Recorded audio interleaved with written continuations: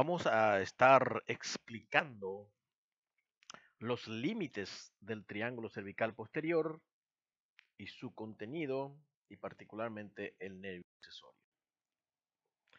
Aquí estamos observando el triángulo cervical posterior. Este es el triángulo cervical posterior. Esto. Los límites son el borde posterior del esternocleidomastoideo, que aquí podemos apreciar. La cara superior de la clavícula, el tercio medio de la cara superior de la clavícula. Y el límite posterior es el borde anterior del músculo trapecio. Entonces acá estamos observando los límites del triángulo cervical posterior. Es muy importante aquí el vientre inferior del músculo miloioideo que estamos observando, del músculo homoioideo, perdón, el músculo homoioideo, repito, vientre inferior. También observamos como piso de este triángulo cervical posterior a los músculos escalenos. Aquí observamos al escaleno anterior, al escaleno medio y al escaleno posterior. También acá observamos al elevador de la escápula más arriba y al músculo esplenio de la cabeza. El vientre inferior del músculo homoioideo, que aquí observamos que es este, divide al triángulo cervical posterior en dos. En uno inferior que se denomina homoclavicular. Homo de homoioideo. Y acá está la clavícula. Homoclavicular o también se le llama triángulo o hueco supraclavicular.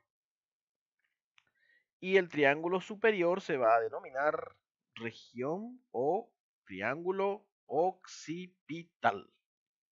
El triángulo occipital entonces es lo que queda aquí arriba del vientre inferior del homoioideo. Acá hice una curva que no es real, así tiene que ser, acá. Así.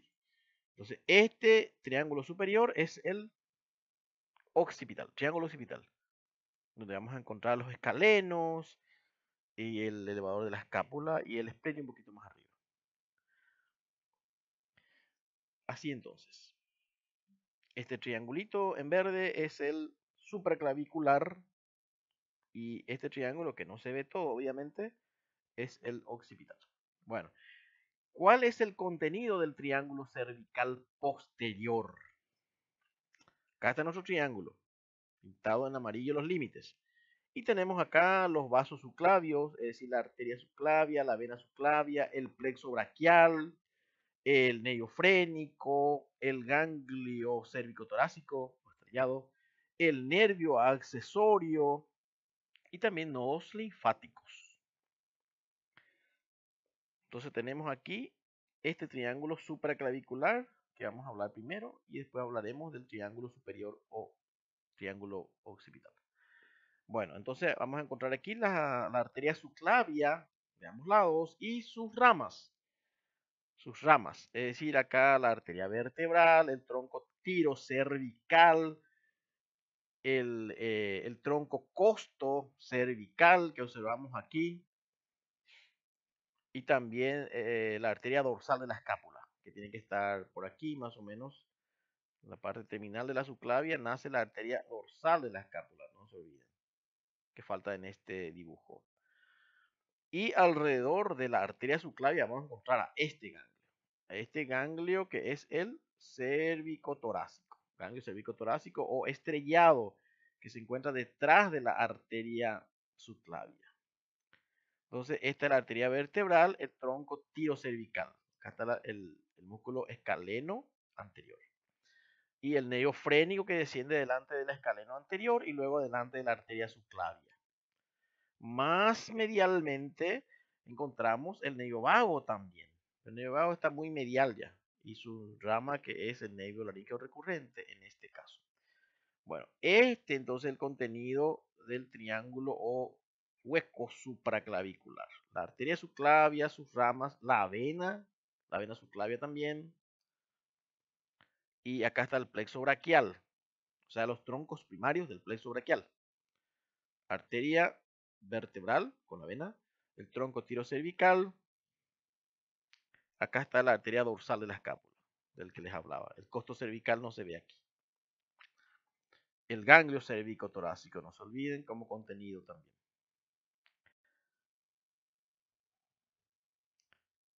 Aquí vemos entonces la arteria subclavia con sus ramas, los troncos primarios del plexo braquial. Acá están las ramas de nuevo de la arteria subclavia. La vena está adelante, recuerden. Acá está el tronco tirocervical, la arteria vertebral que sube, se introduce en el foramen transverso de las vértebras cervicales a partir de C6, C6, C5, C4 y así sucesivamente hacia arriba.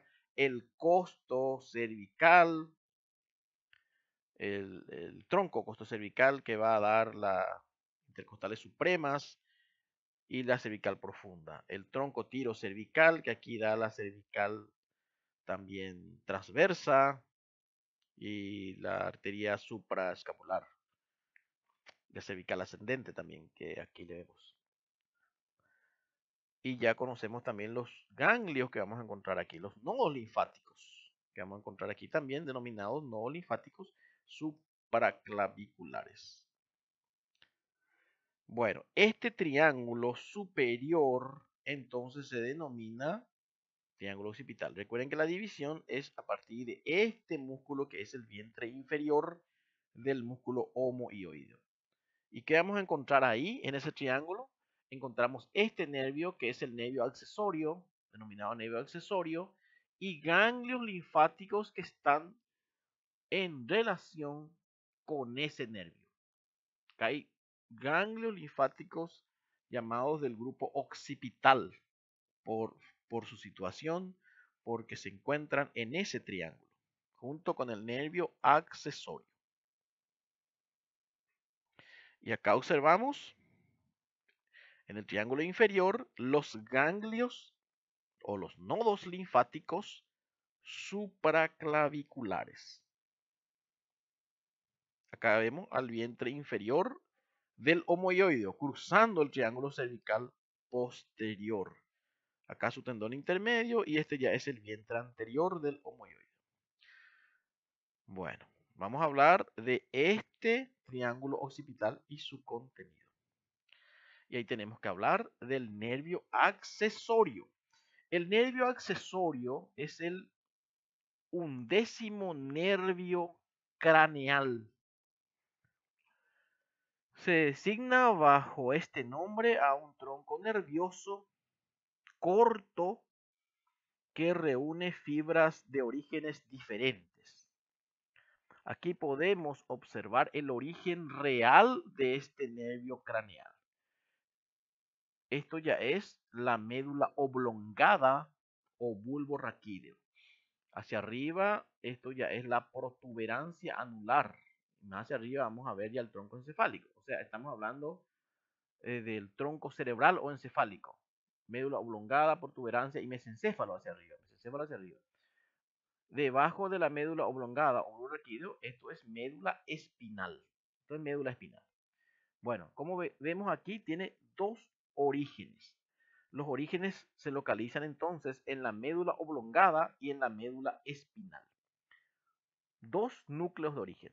El núcleo superior se denomina núcleo vulvar y se sitúa en la médula oblongada, inmediatamente debajo de un núcleo que se denomina núcleo ambiguo, que es un núcleo motor. De ahí parten las fibras que forman lo que se denomina raíz craneal, que aquí estoy mostrando. Aquí entonces esto es raíz craneal. Y luego tenemos el núcleo espinal. Fíjense. Aquí entonces tenemos que seguirle al nervio accesorio, su raíz espinal. Entonces el núcleo espinal se sitúa en el asta anterior de la médula espinal, a la altura hasta el quinto nervio cervical, hasta el quinto. Desciende, como vemos aquí, hasta el quinto nervio. Voy a cambiar de color esto para que se vea mejor. Fíjense, la médula espinal empieza más o menos a este nivel. Y aquí ya estamos a nivel de C5. Porque esto sería 1, 2, 3, 4, 5. Este ya es el quinto nervio cervical. Este sería ya el sexto. Entonces desciende hasta el quinto nervio cervical. Hasta anterior de la médula espinal. A partir de ahí, estas fibras ascienden y forman lo que se denomina la raíz espinal. Esta es la raíz espinal. Y esta, recuerden que es la raíz craneal. Así se forma el nervio accesorio. Entonces, esta es la raíz espinal y esta es la raíz craneal, que tienen diferentes orígenes. Tienen diferentes orígenes.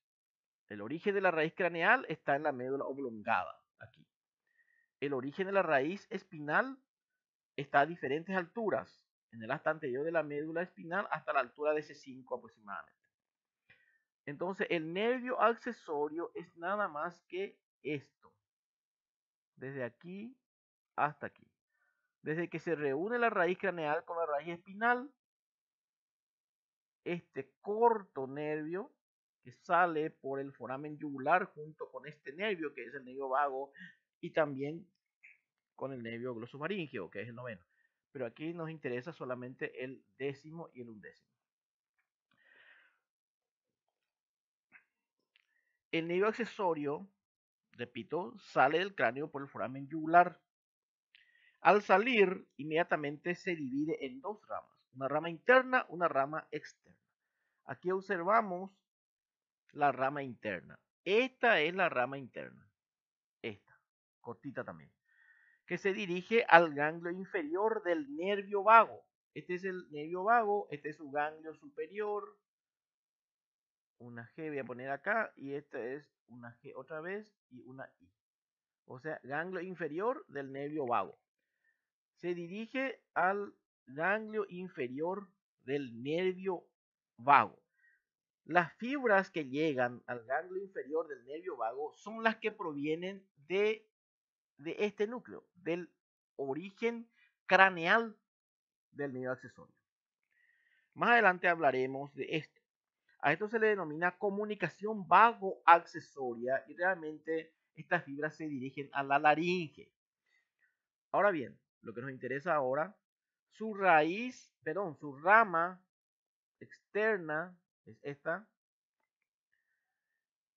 trae fibras provenientes del núcleo espinal que recorre primero el espacio o compartimiento retroestíleo y va descendiendo y le vamos a encontrar a esta altura ya a nivel del triángulo cervical posterior en el cuello.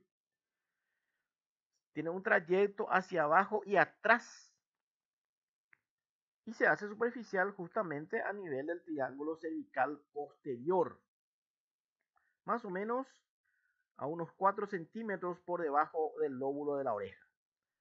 Y ahí va a dar sus ramas para el esternocleidomastoideo, que aquí hemos cortado, y para el músculo trapecio. Ahí nos marca la fecha el nervio accesorio, rama interna, rama externa. A nosotros nos interesa la rama externa, esta. Aquí le vemos. Aquí le vemos al nervio accesorio, entonces su rama externa, que emite ramas para el esternocleidomastoideo y para el músculo trapecio, que es este. Acá hemos cortado el esternocleidomastoideo y aquí vemos el trapecio. Entonces, para estos dos músculos. Además de comunicantes que aquí observamos para el plexo cervical.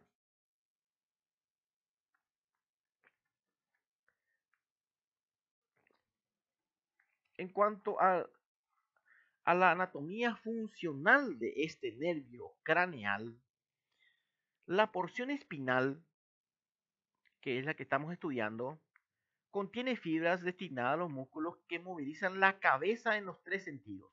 La flexión, que es acción del esternocleidomastoideo, y la extensión, que es más del trapecio, y la inclinación lateral,